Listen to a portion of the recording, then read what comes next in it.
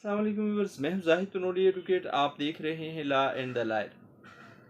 Caveat emptor क्या होता है, डॉक्ट्राइन ऑफ कैविएट एम्पटर क्या है। आज की ये वीडियो मुफीद है लॉ स्टूडेंट्स के लिए ख़ास तौर पे और जनरल पब्लिक के लिए भी। हर वो शख्स जो कोई चीज़ ख़रीदता है, जिसको ज़रूरत पड़ती है कुछ ना कुछ ख़रीदने की, जो ख़रीदारी के अमल से गुज़रता है, उसके लिए आज की वीडियो नहायत मुफीद है। आज की वीडियो का टॉपिक बहुत ही मुफीद है। कैविएट एम्पटर क्या होता है? इसको उर्दू में कहा जाता है मुश्तरी होशियार बाश। आप अगर किसी शॉप पे जाते हैं, वहाँ पे आप लिखा हुआ पढ़ते हैं, कोई पट्टी लगी हुई है, कोई बोर्ड लगा हुआ कि है, कोई स्टिकर लगा हुआ है कि जी खरीदा हुआ माल वापस नहीं होगा। अब ये वो दुकान वाला आपको होशियार कर रहा है कि आप चीज़ को अच्छे तरीके से चेक करके, देखभाल करके, छानबीन करके लें। इसी तरह कहीं लिखा होता है जी कि अगर आपने दुकान से बाहर चीज़ लेके गए तो फिर वापस नहीं होगी, दुकान के अंदर चेक करने की वारंटी गारंटी है। अब ये चीज़ भी इसी चीज़ की तरफ, इसी डॉक्ट्राइन की तरफ, डॉक्ट्राइन ऑफ कैविएट एम्पटर की तरफ इशारा कर रही है। या कहीं गुजरते हुए आपने देखा होगा किसी प्लाट पे लिखा हुआ मुश्तरी होशियार बाश, या किसी दुकान में भी मुश्तरी होशियार बाश का लफ्ज़ आपने लिखा हुआ देखा होगा। अब यहाँ मुश्तरी का मानी है ख़रीदने वाला, और होशियार बाश चौकन्ना रहे, यानी जो सौदा वो करने जा रहा है उसकी अच्छे तरीके से छानबीन कर ले, अच्छे तरीके से तहकीक कर ले। लॉ की ज़ुबान में इसे कहा जाता है डॉक्ट्राइन ऑफ कैविएट एम्पटर। जो लॉ डील करता है डॉक्ट्राइन ऑफ कैविएट एम्पटर को, वो है कॉन्ट्रैक्ट एक्ट और सेल्स ऑफ गुड एक्ट की section 16 sales of good act 1930 की डील करती है प्रिंसिपल ऑफ कैविएट एम्पटर के साथ। अब ये क्या है प्रिंसिपल? ये है कि जब भी आप किसी शॉप में जाएं बतौर ख़रीदार कोई चीज़ ख़रीदने के लिए, तो फिर आप पे ये लाजम है कि आप उस चीज़ को अच्छे तरीके से चेक करें। जो आप लेने जा रहे हैं या जो आप ले रहे हैं, उसकी अच्छे तरीके से अपना पूरा जहन लड़ाते हुए, अपनी सारी सलाहियतों का इस्तेमाल करते हुए इस चीज़ की क्वालिटी, उस चीज़ की सारी अच्छाइयाँ बुराइयाँ आप अच्छे से जांचें। अगर आप अच्छे तरीके से तहकीक नहीं करेंगे उस चीज़ को ख़रीदते वक्त, तो फिर ऐसी सूरत में बाद में दुकानदार ज़िम्मेदार नहीं होगा आपकी ख़रीदी गई चीज़ का। आप उसके खिलाफ़ कोई केस नहीं कर सकते, आप उसके खिलाफ़ कोई दावा नहीं दायर कर सकते, आप उससे कुछ क्लेम नहीं कर सकते कि आपने दुकानदार साहब मुझे गलत चीज़ दी है।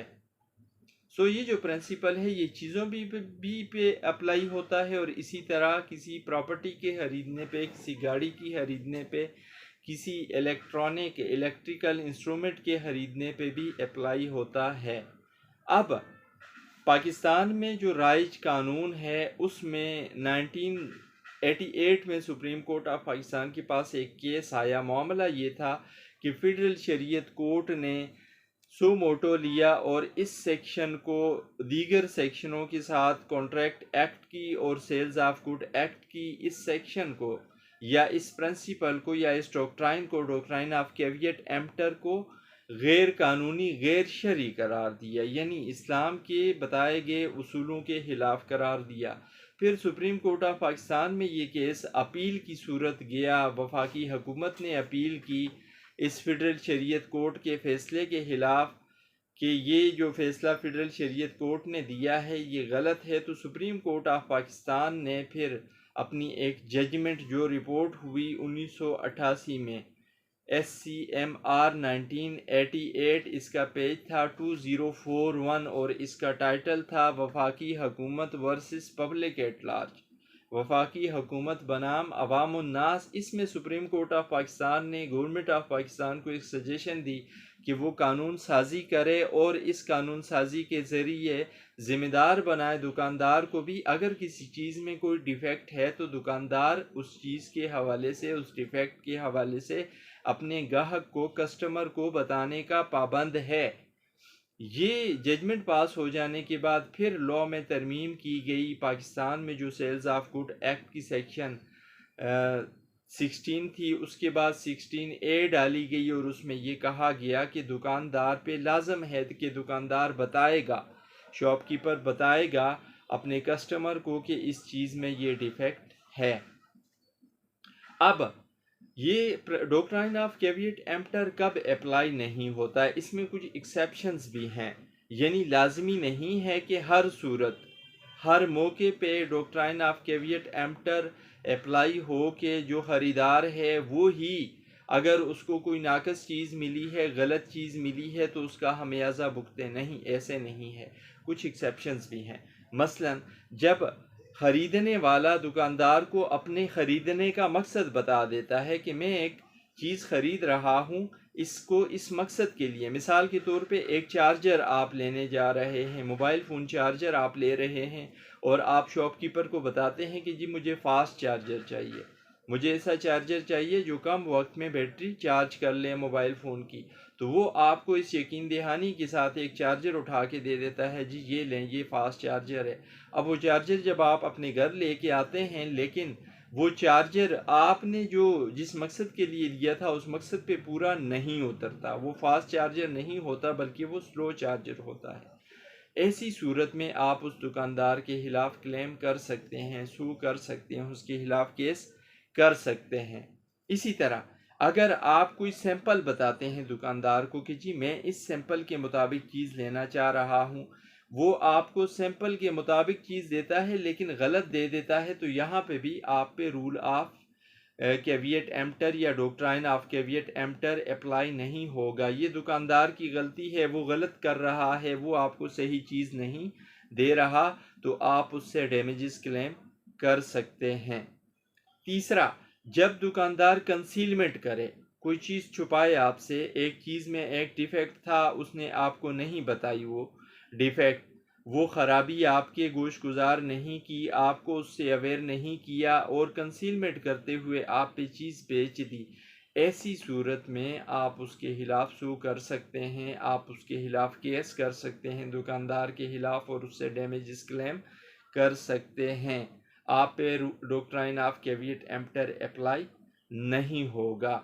या कोई डिस्क्रिप्शन बता के आप कोई चीज़ देते हैं, कोई उसकी स्पेसिफिकेशन बता के आप कोई चीज़ ख़रीदते हैं या दुकानदार को बताते हैं, वो उसके मुताबिक आपको चीज़ देता है और यकीन दहानी कराता है कि इस चीज़ में कोई नुक्स नहीं है, कोई ख़राबी नहीं है, जो आपने बताए हैं मामलात उनके मुताबिक ये चीज़ आपकी उमंगों पे पूरा पूरा उतरेगी, तो फिर इस सूरत में भी आप दुकानदार के खिलाफ अगर वो चीज़ आपकी डिमांड के बरअक्स निकल आती है तो उसके खिलाफ आप केस कर सकते हैं।